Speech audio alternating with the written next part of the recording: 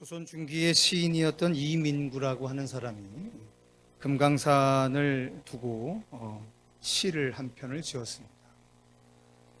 그 시 구절 중에 이런 표현이 있었습니다. 천길 벼락말 세우니 몸이 너무 피곤해 나무에 시 쓰려도 글자가 되질 않네 라고 썼습니다. 근데 그 시를 보았던 김상헌이라는 사람이 대뜸 그가 쓴 시편에서 글자 하나를 바꾸게 됐습니다. 그랬더니 처음 시는 아예 글자가 써지지 않는다라고 하는 것이었는데 나중 글자를 하나 고치고 봤더니 이렇게 정감이 깊어졌습니다. 글자를 반쯤 쓰고 나니 너무 지쳐 채웠을 기력조차 없다. 이렇게 표현이 바뀌었습니다. 한 글자를 고쳤을 뿐이지만 시가 가지고 있는 정감이 확 살아나게 됐던 겁니다. 고려 최고의 시인이었던 정지상이라고 하는 사람이 묘청의 서경천도 운동에 연루돼서 그 시대의 최고의 권력자였던 김부식에 의해서 죽게 됩니다. 생전에 이 정지상이라고 하는 사람은 김부식이라고 하는 사람과 라이벌로 꽤 유명했던 사람인데요. 어느 날 권력을 통째로 쥔 김부식이가 봄날에 시를 이렇게 지었다고 합니다.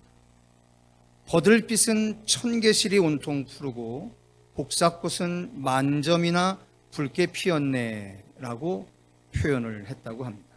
근데 그때 허공에서 갑자기 정지상의 귀신이 나타나서 김부식의 뺨을 후려 갈기며 이렇게 이야기했다고 합니다. 천개의 실, 만개의 점이라니 네가 세봤냐?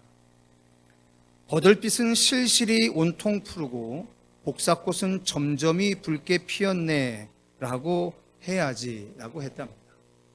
마찬가지로 한 글자를 고치고 났더니 물오른 봄날의 버들가지와 온 산을 붉게 물들인 복사꽃의 정치가 일천천, 일만 만자로 한정 지었을 때보다 훨씬 더 생생해졌다라고 합니다. 이렇게 한 글자를 지적해서 시의 차원을 현격하게 높이는 것을 우리가 한일, 글자자, 스승사자 해서 일자사라고 이야기를 합니다. 청나라 때 원매라고 하는 사람이 이런 얘기를 했다고 합니다. 시는 한 글자만 고쳐도 경계가 하늘과 땅 차이로 환희하게 된다. 겪어본 사람이 아니라면 알 수가 없다라고 이야기를 합니다. 우리가 한 번뿐인 인생을 살아가면서 그 인생이 아주 작은 차이로 말미암아 살아가는 인생의 품격을 더하게 할 수 있다라는 생각이 듭니다. 나름 열심히 살아가고 최선을 다하고 있는 삶이지만 이렇게 일자사를 더해주는 우리 인생의 스승이 있다고 한다면 참 좋겠다라는 생각을 하게 됩니다. 우리가 살아가는 이 시대에 많은 사람들에게 일자사를 던져줬던 사람들 중에 피터 드러커라고 하는 사람이 있습니다. 그는 그의 저서의 대부분의 내용에서 이런 얘기를 강조합니다. 옳은 일을 하는 것에 먼저 비중을 두라. 그리고 나서 일이 제대로 진행되게 하라. 틀린 일을 제대로 하고 있는 것보다 더 심각한 낭비가 없다라고 이야기를 합니다. 우리는 이 세상을 살면서 누가 얼마나 열심히 크고 위대한 일을 했느냐라고 하는 것에 관심을 기울이게 되는 것이 인지상정인 것 같습니다. 그런데 어떤 길을 가느냐, 어떤 가치를 추구하고 살아가느냐는 어쩌면 우리가 인생에서 무엇을 얼마만큼 이루었느냐라고 안 하는 것보다 훨씬 중요할 수 있다라는 생각이 듭니다. 우리는 종종 신앙생활을 하면서 또한 교회를 이루어가는 과정 속에서도 잘못된 가치에 전도되어 있는 경우가 꽤 많습니다. 크고 화려하고 많은 것, 이것이 과연 우리가 성경적인 교회를 얼마만큼 성숙해 나가고 있느냐보다 더 중요할 수 없음에도 불구하고 우리는 헛되이 그 가치에 몰입해 있는 경우를 보게 됩니다.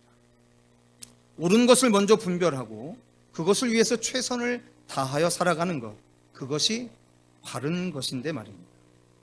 결과는 어쩌면 우리의 몫이 아닐 듯 싶습니다.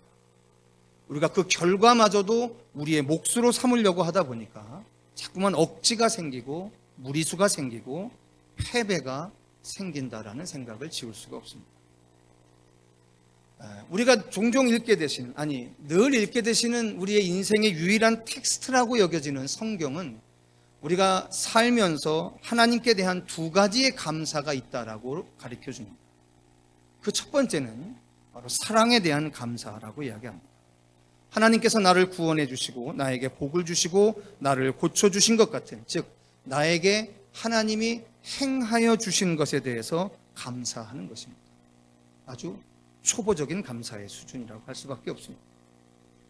그런데 우리가 붙잡고 있는 이 신앙은 다음 것에 도달하게 될 때 우리는 보다 성숙한 감사를 할 줄 아는 탁월한 인생이 될 수 있다라고 이야기를 합니다. 그것은 바로 뭐냐면 하나님의 탁월함에 대한 감사를 하는 인생입니다. 즉 세상을 창조하신 것으로 감사하고요, 나를 지어주신 것으로 감사하고요, 또한 우리에게 하나님 나라의 비밀을 담은 성경을 주신 것에 감사, 이런 것들을 우리가 성숙한 감사라고들 이야기합니다. 세상에서도 이런 비슷한 이야기를 하는 적이 있습니다. 효경이라고 하는 책에 효의 근본이 무엇이냐라고 하는 질문에 대한 대답이 있습니다. 신체 발부는 수지 부모이고 불감회상이 효지시야라고 말합니다. 결국 효라고 하는 것은 부모가 나를 낳아주신 것으로부터 시작하는 것이 효다라고 이야기를 합니다. 결국 성서가 이야기하는 차원 높은 감사라고 하는 것은 becoming, 즉 우리가 무엇이 되느냐로 완성되는 것이 아니라 being, 즉 우리의 존재 그 자체로 이미 완성되어진다라는 사실을 이야기하고 있습니다. 저는 오늘 여러분들과 귀한 만남을 통해서 우리 인생의 일자사를 전해주는 귀한 성서의 인물 하나를 소개해드리고 싶습니다. 바로 다윗이라는 사람입니다. 그는 시편 27편을 통해서 자신이 처해 있는 삶의 현실을 이렇게 피력해줬습니다. 악인들이 내 살을 먹으려고 내게로 왔으나 나의 대적들, 나의 원수들인 그들은 실족하여 넘어졌도다. 군대가 나를 대적하여 진칠지라도 내 마음이 두렵지 아니하며 전쟁이 일어나 나를 치려 할지라도 나는 여전히 태연하리로다 라고 말입니다. 다윗의 인생에서 이와 같은 현실은 한평생 지속됐습니다. 하나님은 다윗에게 늘 그러했던 분이셨습니다. 너희는 내 얼굴을 찾으라 하실 때 늘 다윗에게 하나님은 멀리 서 계신 것처럼 보이셨습니다. 하나님은 다윗에게 늘 모른 채 하시는 분인 것 같았습니다. 그런데 그건 다윗에게만 국한된 인생은 아니었던 것 같습니다. 믿음의 조상이라고 알려진 아브라함의 인생에도 마찬가지였었습니다. 자식을 주겠다고 하는 약속 25년이나 걸렸습니다. 여러분 아시겠지만 25년이라는 시간, 의료파업이라고 하는 참 어려운 현실을 지내고 있는 여러분들에게 이 시간이 사람이 기다릴 수 있는 인내 한계 밖의 시간이라는 사실을 얼마든지 인정해내실 수 있을 겁니다. 욥도 그랬습니다. 고난이 지속되자 마침내 아내마저도 죽어버리라고 말을 할 정도였었습니다. 인내의 한계를 뛰어넘는 시간 동안 하나님은 하나님의 사람들에게 다반사로 침묵하시는 것 같았습니다. 그런데 성경은 우리가 당하는 이 고난의 이유를 명백히 밝혀준 적이 없습니다. 그리고 왜 그만큼 겪어야 하는지는 더더욱 말해주지 않았습니다. 그런데 그 성서의 인물들에게는 공통점이 한 가지가 있었습니다. 그것은 바로 하나님 앞에서 언약의 백성으로 살아가는 인생들에게 약속되어진 결과를 믿는 인생이었다라고 하는 겁니다. 즉 그들의 인생은 하나님이 약속하신 결론이 모든 과정을 구속하는 인생이 되어버린 사람들이었던 거죠. 과정이 이러이러했기 때문에 하나님이 나를 사랑하신다라고 하는 결론에 이른 사람들이 아니라 나를 사랑하시는 결론이 분명하니까 오늘 내가 지나가고 있는 모든 인생의 과정을 감사하고 확신에 차서 살아갔던 사람들, 그것이 신앙이었고 믿음의 정체였던 겁니다. 오늘 다윗이 이야기합니다. 내가 여호와께 바라는 한 가지 일, 그것을 구하리니 곧 내가 내 평생에 여호와의 집에 살면서 여호와의 아름다움을 바라보며 그의 성전에서 사모하는 그것이라라고 이야기합니다. 하나님이라고 하는 존재 그 자체를 만족해 할 줄 아는 사람, 그것이 다윗이었었습니다.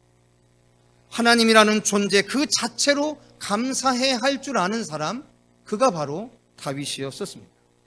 그래서 그는 자신에게 신앙의 삶을 살아가는 중에 당하는 어떠한 일도 하나님을 향한 자신의 마음을 변하게 하지 못했습니다. 반대로 이야기하자면 그렇게 하지 않고서는 하나님과의 관계를 유지할 수 없음을 그는 절실히 깨달았을 수도 있습니다.